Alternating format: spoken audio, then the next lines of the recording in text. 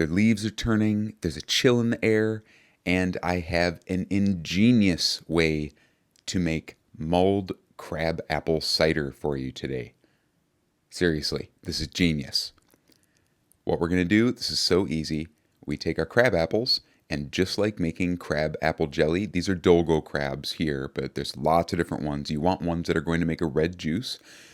We don't put the apples through a cider press. We're just going to cook them to make crab apple juice. Cook the apples with water, mash them up. And some crab apples won't mash up that well, and they may not give as much water as these Dolgo crab apples or as much juice, and that's totally fine.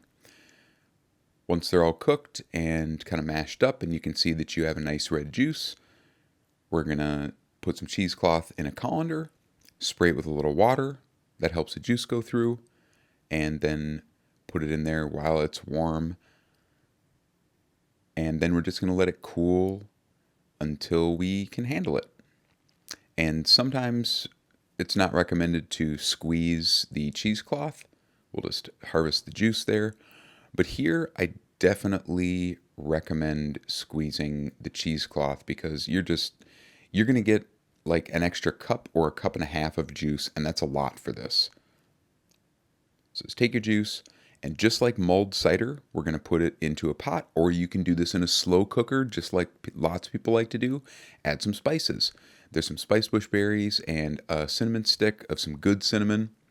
I don't add any cloves or allspice. They're a little strong. And then for the sugar, only maple syrup, so we can keep this basically 100% wild. I think that's really special. And obviously, there's going to be pectin in this, which it reminds me, when I drank it cold, it reminded me of drinking warm Jello when I was sick that my mom would make for me. Oh, we'll add a little bit of citrus zest too. You should add orange. Lemon was okay. I was just too lazy to go to the store to get an orange because I'd already gotten a bunch of other stuff. Add a little citrus. We're just basically adding garnishes here at the end because some little halved red crab apples floating around, they look really cool. But that's totally optional. Like I said, you can do this in a slow cooker. Just have people take mugs and put it into the pot and help themselves. I'm also going to add water to taste, like 1 to 2 cups per batch of the recipe, and that just thins it out a little bit. You can serve this hot or cold. I really like it hot, but I also served it when it was hot outside 2 weeks ago. I served it cold, and it was a little thick, and it was really, really good. This is so cool. It's mild. It's not crazy tart. Obviously, your flavor will vary a little bit, but an ingenious way to use crab apples, in my opinion. Let me know if you try it. The recipe's on my website. Thanks for watching.